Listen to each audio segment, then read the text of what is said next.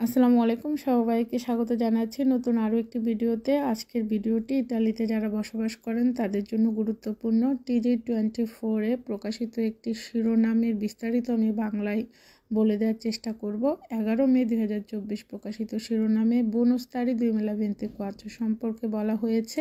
শিরোনামটি হচ্ছে বোনুস তারি 2024 come funziona e quali sono i requisiti। 2024 সালের বোনাস তারিখ এটা কিভাবে আসলে ফুনকশনারে হবে এবং সেক্ষেত্রে শর্তসমূহ কি। যে কোনো বোনাসের সময় আমরা যারা ইটালিতে বসবাস করি জানি এজের লিমিটেশনটা গুরুত্বপূর্ণ। সো আমি বলে দেওয়ার চেষ্টা করছি।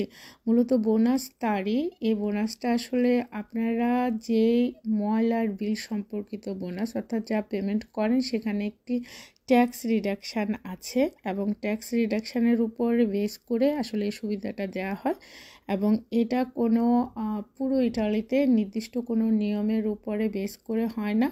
ট্যাক্স রিডাকশানের যে বিষয়টা সেটা কমন হলেও ইজের লিমিটেশান আসলে কোন কোন বিশেষ বিষয়ের উপর সুবিধা দেওয়া হবে সেটা নির্ধারিত হয় কমুনে থেকে, যেটা হয়তো আপনারা অনেকেই জানেন। সো আপনি চলতি বছর যে সুবিধাটা পাবেন সেটা আপনার গত বছরের যে বিল এসেছে সেটার উপরে। এই বছর বোনাস তারিখ নির্ধারিত ইজের পরিমাণ যেটা কমনলি দেওয়া হবে, ইজের লিমিটেশান দেখা হবে, সেটি হচ্ছে 9,530 ইউরো। অর্থাৎ যাদের ইজে 9,530 ইউরো বা তার নিচে তারা বোনাস তারিখ 2024 অন্তর্ভুক্ত হবে। এছাড়াও যাদের ফ্যামিলিতে 4 বা তার অধিক বাচ্চা রয়েছে, আপনার ইজেতে কারিকো আছে, সেক্ষেত্রে আপনার ইজের লিমিটেশানটা বাড়ানো হয়েছে এবং সেটা সর্বোচ্চ 20,000 ইউরো পর্যন্ত। সো মূল যে কথাটা সেটা হচ্ছে আপনাদের যাদের 4 জনের মতো বা তার বেশি বাচ্চা আছে তাদের ইজে সর্বোচ্চ 20,000 ইউরো বা তার নিচে হলে আপনারা বোনাস তারিখ সুবিধার অন্তর্ভুক্ত হতে পারেন। এছাড়া নর্মালি সবার ক্ষেত্রে যে বিষয়টা সেটা হচ্ছে ইজের লিমিটেশান 9,530 ইউরো।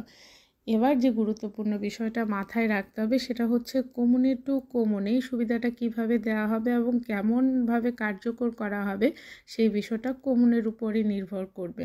যেমন মিলান ও কমুনেতে যে বিষয়টা দেখা হয় বোনাস তারিখ সুবিধা দেওয়ার ক্ষেত্রে, সেক্ষেত্রে শুধুমাত্র ইজের লিমিটেশানে দেখা হয় না, ইজের লিমিটেশানের পাশাপাশি যারা পেনশনের সুবিধা পায়, এছাড়া যাদের রেদিত খুব বাস্র, এছাড়া কিছু কমুনে রয়েছে যেমন পিসা কমুনে, সেখানে এইগুলার পাশাপাশি আরেকটা বিষয় দেখা হয় সেটা হচ্ছে ইকোনমিক্যাল কন্ডিশন। অর্থাৎ ইজে হয়তো বেটার আছে বাট বর্তমান ইকোনমিক্যাল কন্ডিশন খারাপ।